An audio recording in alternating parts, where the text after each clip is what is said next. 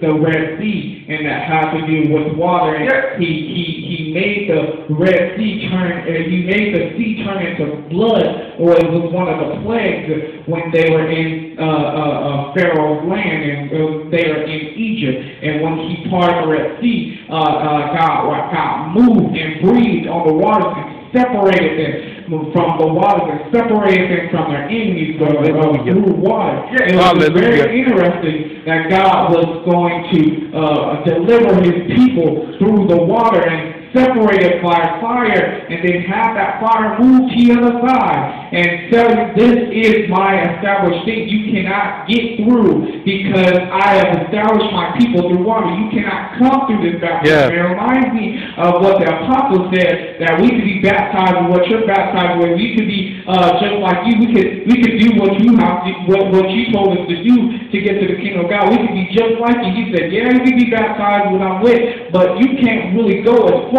as I'm about to go. And just like that, he says, I feel God was saying through the action of drowning Pharaoh's army and the rivers of no, you can't get through how I'm delivering my people. You can't go through what I'm about to set up. You're not worthy enough. You're not my chosen people, so I'm going to wipe you out. And just like when you go to Elijah and different things like that, when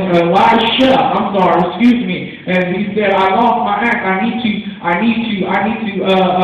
Somebody lost their act in their water, and I'm sorry that I didn't, it's coming to me, but I didn't research it like I should have, excuse me. But then he said he threw a stick into the water and the axe came up. And just like that, God moved greatly on the water. And it was very interesting to me that how people going to the New Testament, how the first miracle God did was turning water into wine. Now, I really was dealing with the scriptures because so many people say that that's the reason and that's the excuse to drink wine, because Jesus turned water into wine. If God didn't want us to drink, then why did he turn water into wine? I'm noticing God took me here. God said, well, there's only two things. There's many things that could stain the shirt, and there's many things that could put a great stain on your shirt or a great stain on something that's hard to get out, to stain you and try to get out of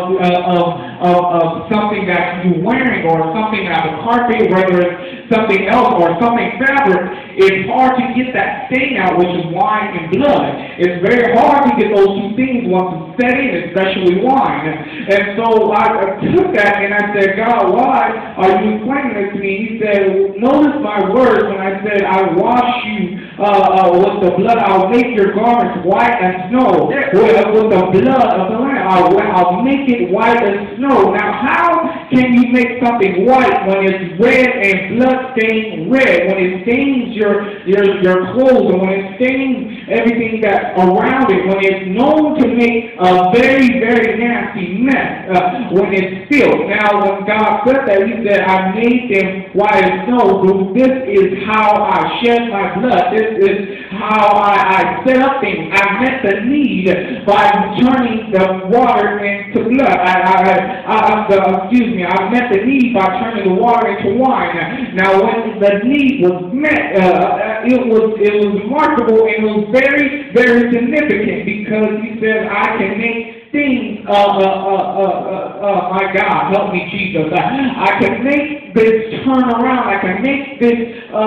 turn the way I want it to, not for the entertainment issue, not for the certain things to accommodate the mood, but no, I did this for a significant reason. Why? Because I can have a history of changing things in the water. I said, why, God, are you taking me here? And he said, now, I had to go and really read about this. And when he said, I need the whole exchange between John and him, and how he said, oh, I need John, my cousin, I need you to baptize me. And John was like, no, he forbid him. He said, no, I need to be baptized in you. Okay, no, I need to be baptized in you, John. No, Jesus, you need to baptize me. You're the Son of God. I was watching a clip of Elder Hawk. He said, he said a very familiar scripture, and I love how he put it. He said, no, he's born born of the Holy Ghost. John was born of the Holy Ghost. And he said, oh my God, help me, Jesus. No one can call Jesus as Lord except by the Holy Ghost.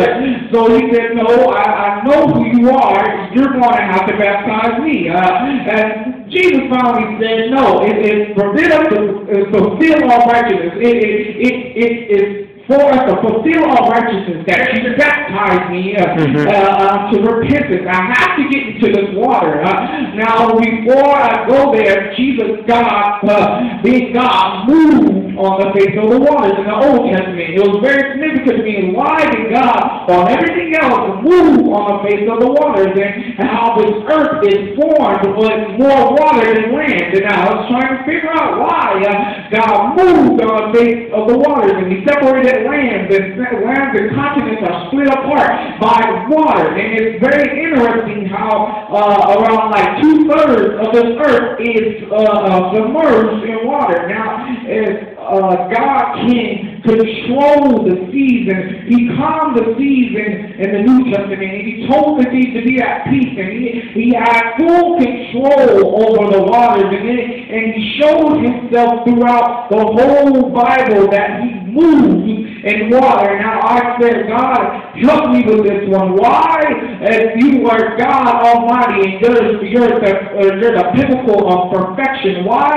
did you have to be baptized? And He says, I fulfill all righteousness by being baptized. Now, when we think about the God of all creation, the God of Alpha and Omega, actually getting into the water that He yet breathed on in the Old Testament, is remarkable to me, because just like the water turned to wine, there was a connection once He did it, that God said, I'm well pleased. The same God that said, I breathed and moved on the waters, and I breathed and moved on the waters to separate the Pharaoh and his army from the children of Israel. He said, I